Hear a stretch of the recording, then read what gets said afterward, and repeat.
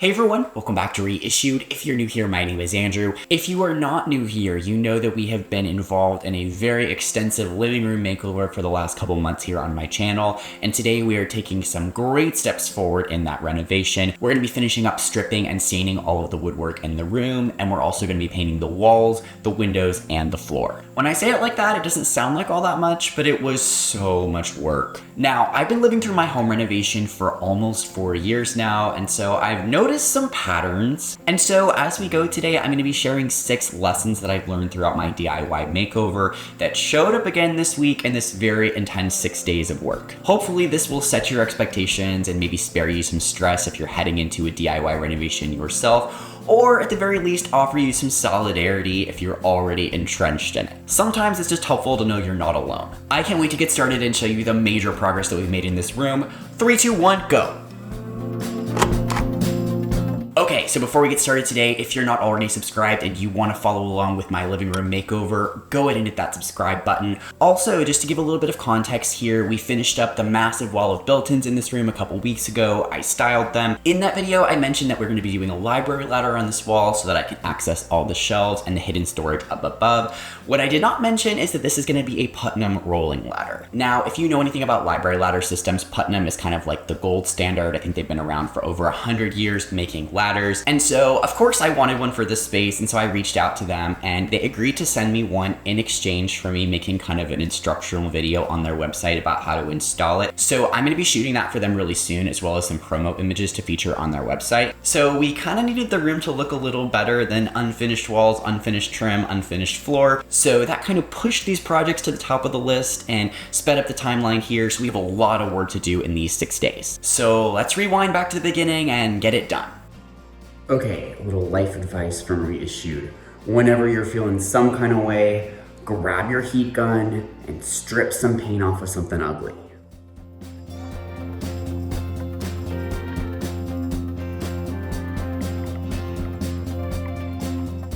Hey everyone, it is Wednesday, what will hopefully be our last day stripping paint off the trim in this room, even though there's a long way to go. I started this process many months back with the fireplace. I knew that I wanted to take the fireplace back to natural wood like I did in the studio and in the bedroom. So I started taking off that paint a couple months back with a heat gun. Then as we started to get further into the design for the room, my mom had the idea to strip all of the paint off of all of the trim in the room.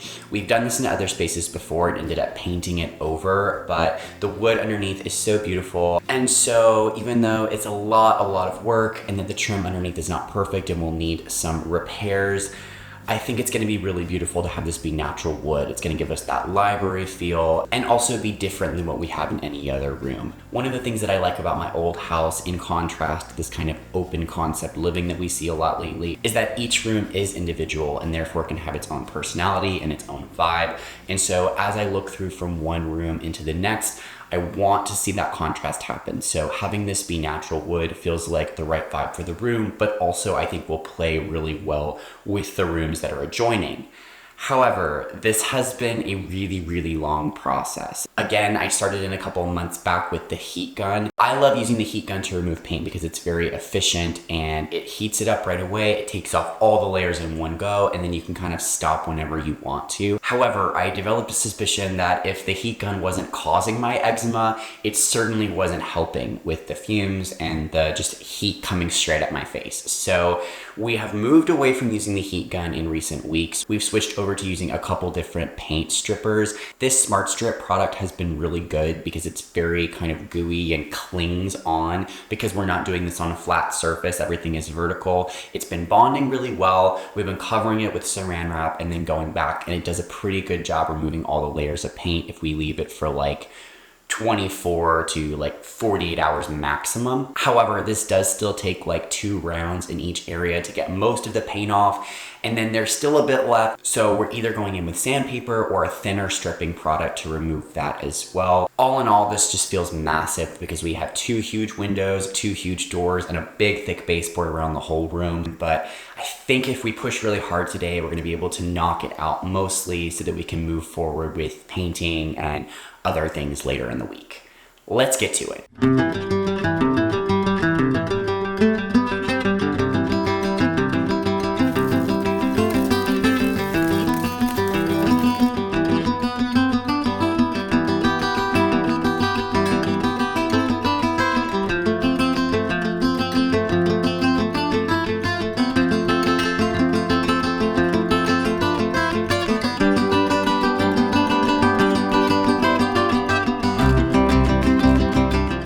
Now, from a distance on camera, I realized that a lot of the trim looks totally fine and ready to go, but up close, there's still lots of little paint chips and caked brown shellac residue, especially in all the cracks and grooves in the moldings. And so yeah, this took all day and we didn't even finish. Which brings me to lesson number 1.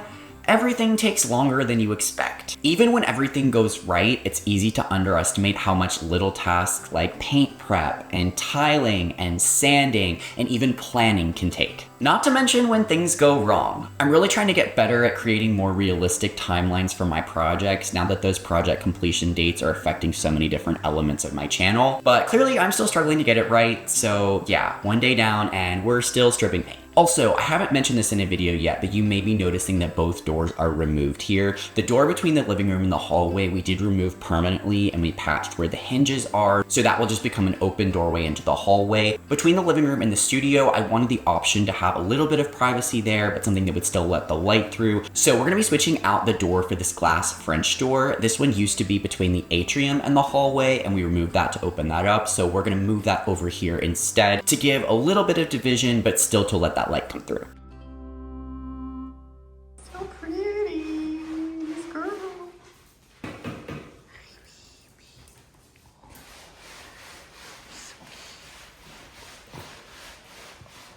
Good morning, everyone. Yesterday took forever. My parents and I started in the morning and went until about 5, and then I did another 3 hours or so by myself, just trying to get all the paint off here.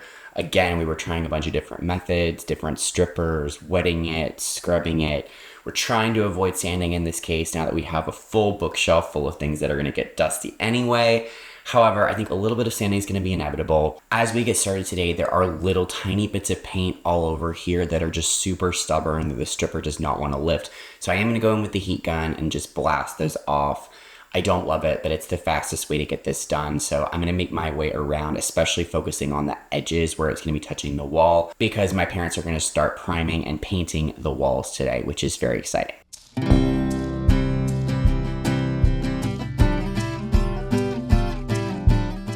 As my mom and I continued to chip away at the paint removal, literally, my dad pushed forward and started priming the upper walls to prep them for paint. Remember that this part of the wall had major patching and repairs done to it after we removed the drop ceiling, so it needs a good coat of primer to help the paint go on the same way over the whole wall.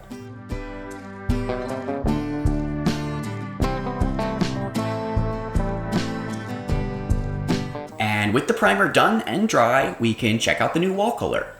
This is a color match of tapestry thread from Magnolia in a flat finish. I know we had talked about doing wallpaper in here, I'll touch on that in a moment. But for now, my dad is just painting along the top edge of the wall so that we can install the crown molding that's been sitting in the hallway for weeks. I know it seems a little weird to jump around to different projects like this, but the second lesson that I've learned is that projects don't always happen in the right order. Whenever you see a vacant home being renovated by a contractor, projects happen in specific orders to maximize the time for the crew and to not damage areas that are already finished. And so going into my renovation, I was imagining that would happen the same way. We would do one step at a time. We would do maybe one room at a time. But skipping around to different rooms and different steps has been such an important part of the process, partly because I'm thrifting so many elements here and you can't really rush the timeline of when you're gonna find the right thing. It also gives the time to allow the design to evolve as those thrifted finds come into play.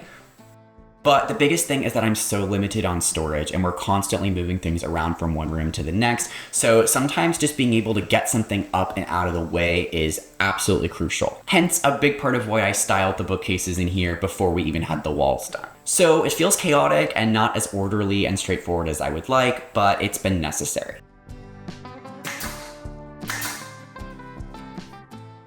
Speaking of chaotic, this crown molding is the same stuff that we pulled out of the room that hung below the dropped ceiling, and it was in a bunch of different pieces that we stripped and repainted, and we are just now realizing that they are two totally different types of molding that were combined here. So we had to adjust our plan to make sure we had at least the same kind of molding on each wall. This is not ideal and added so much time to the reinstallation process, but I didn't want to mess with the time or the money it would take to replace this molding entirely, so we're gonna go with it.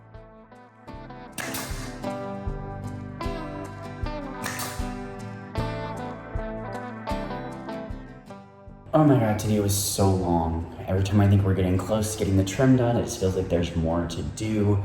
and everything took so long with the crown molding, and I don't know, it was just like a stressful day for everybody. So I'm glad it's over. I'm glad we made some progress, but I'm just so ready to be on to painting the walls and the windows and the floor and actually seeing some real change in here. So hopefully that'll happen soon.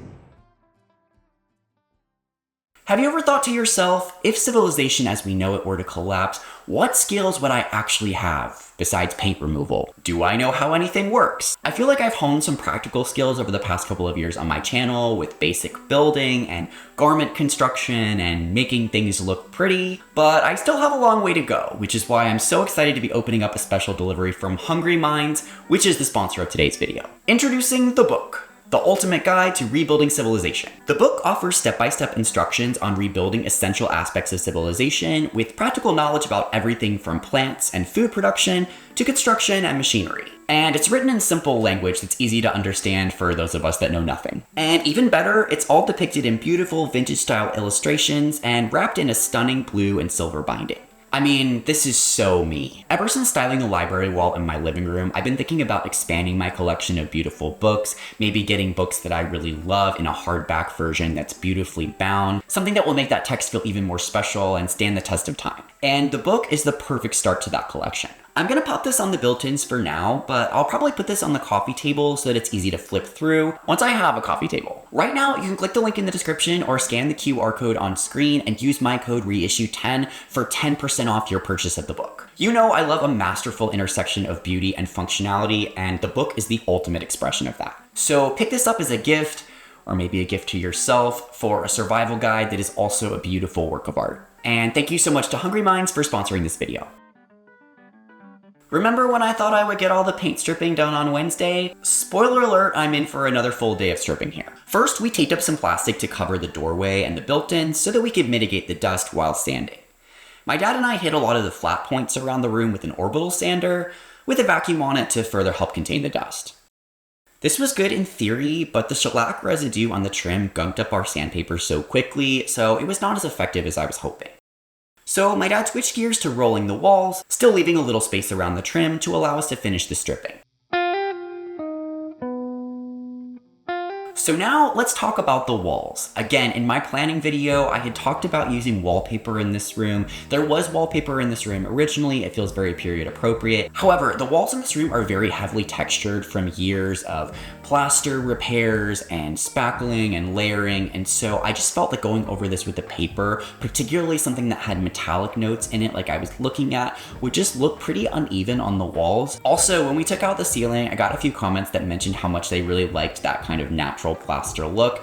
And so it got me thinking about a way to kind of marry the two ideas together. So what I think I'm gonna do here is do kind of like a Japanese inspired landscape situation that's in a mural form, but also feels a little bit like a fresco. So it feels like kind of a really flat, natural plaster kind of finish. So it's taking the forms from the Japanese landscape, the colors from more of a faded fresco situation, but also allowing the walls to feel like kind of a natural plaster lime wash. So I will be tackling that mural in an upcoming video, but for now, I just wanted to get a base coat on the walls here. This is why we went with the flat finish. This is why I went with that kind of parchmenty color. Just something that's a really nice base color that I can layer more neutrals and blue tones on top of. So that brings me to our third lesson here. Plans change. I was so convinced that I was gonna go with wallpaper in here, but it just felt like that was gonna be too dark and not the right call. Something about the lighter walls in here I think will feel a bit more fresh and keep this room from feeling overly heavy.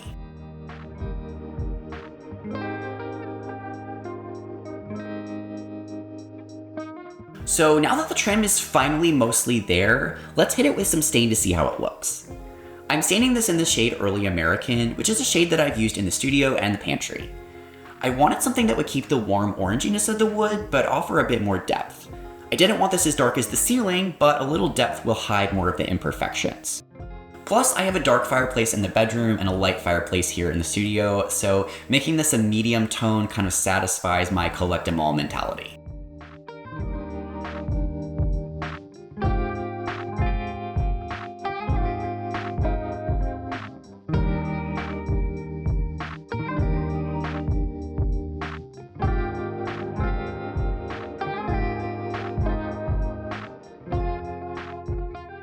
I continued staining around the windows until the rain rolled in and made the room too dark to continue.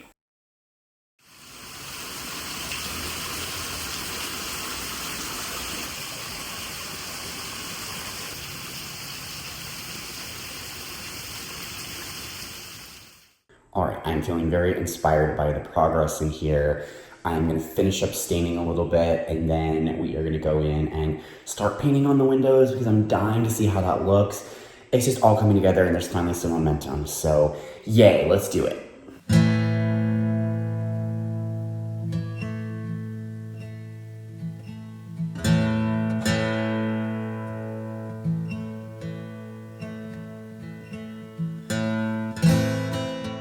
As I started on the windows, my excitement started to wane when I wasn't loving it.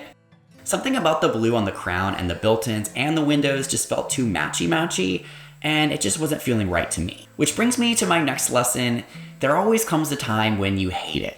I've talked about this before with artistic process in my art videos, but I find that every project works this way. You can go in with a great plan and an image in your mind, and either things look different than you envisioned, foreshadowing for the floor, or you're just not far enough along in the process to see all the elements working together. I painted around the window with the wall color to see if that would help create a better visual, and that did help a bit. But there's also going to be curtains and rods and furniture and lamps in front of these windows, so it's going to look totally different in the end. So in this case, I just trusted my plan and hoped that everything would come together. The next day, I started off camera knocking out the last remaining paint removal on the fireplace. It's not perfect, but it's done. Yay! So let's get some stain on here and complete the look.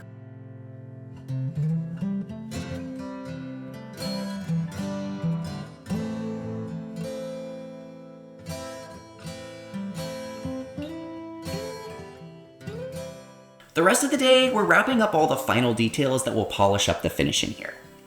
My dad starts caulking the trim with a brown tinted caulk. It goes on looking very gray, but it blended perfectly with the trim once it dried. Everything else is just a lot of little things. Paint touch-ups on the blue trim, painting the remaining window, and finishing the wall paint around all of the trim.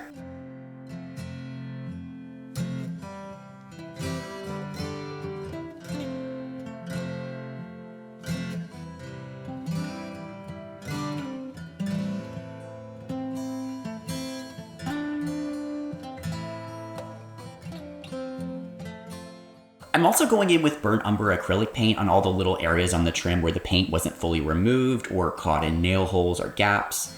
This is going to be an ongoing process that I'll complete over the next few weeks, but it makes such a difference, especially on the areas where the trim was super damaged. Which brings me to lesson number 5. Little details add up. What was looking like a mess of colors and finishes is finally starting to feel like a cohesive vibe.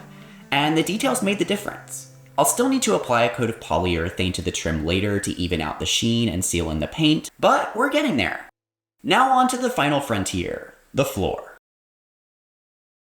I mentioned in the planning video that we chose not to strip the floor back to the natural wood because the pine was so deeply grooved, also because I would have literally gone insane at this point, so we're painting it. First, we're prepping the floor very carefully since the last paint job was unsuccessful and peeling everywhere. So we start by vacuuming and picking off any bits of debris left over from the renovation so far.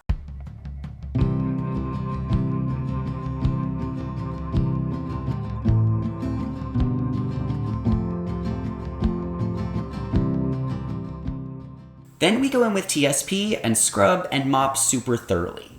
Despite regular sweeping and vacuuming, this floor has had a fine layer of dust on it ever since the old ceiling came down, so we gotta clean that off in order to get the paint to adhere.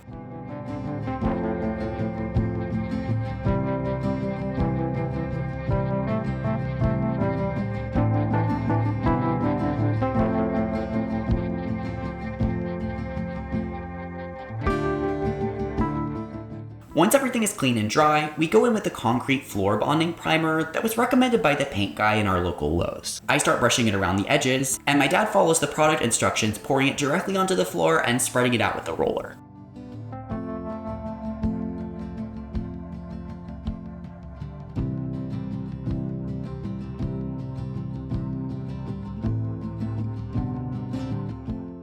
The paint guy tinted this dark which was a questionable waste of time, I think. So while it usually goes on white and dries clear, ours had a very blue cast and dried looking kind of dirty. But it didn't seem to matter since it still coated very nicely and offered a strong bond for our paint.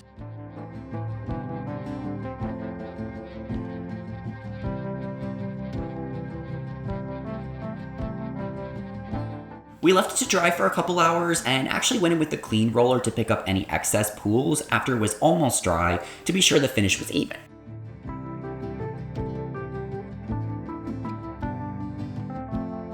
Now we're ready to paint. This is a color match of Repurpose by Magnolia in a satin floor paint. You're supposed to wait no longer than 4 hours after the primer goes on to apply the paint in order to get that good bond. So we walked barefoot over the dry but slightly tacky primer and started painting.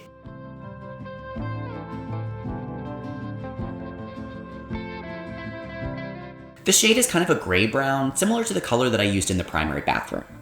I wanted something brown and dark to give the feeling of a wood floor, but I wanted to use a grayer shade to make it feel like it wasn't trying to be wood. Now, I'm very happy with the tone of this, but I think it should have been much darker. I realized later that the color match was not great on this, and that the color that we ended up with was quite a bit lighter and maybe a bit grayer than swatch. But that brings us to our final lesson and my greatest takeaway of the week, the lesson that I must learn over and over. Sometimes good enough is good enough. I know that I'm a perfectionist and I know that my attention to detail often serves me well. The details matter, but sometimes you gotta know when to let things go. Are there still little bits of paint on the trim around the room? Yes. Do I want to spend another week of my life removing them? No, although I do care enough to go in and cover it with acrylics, so that's still ongoing. Is the floor color exactly what I had in mind? No. Is it going to be covered 60% by the rug and get tons of furniture on top of it that will feel more integrated? Yes. So in this case, good enough is good enough.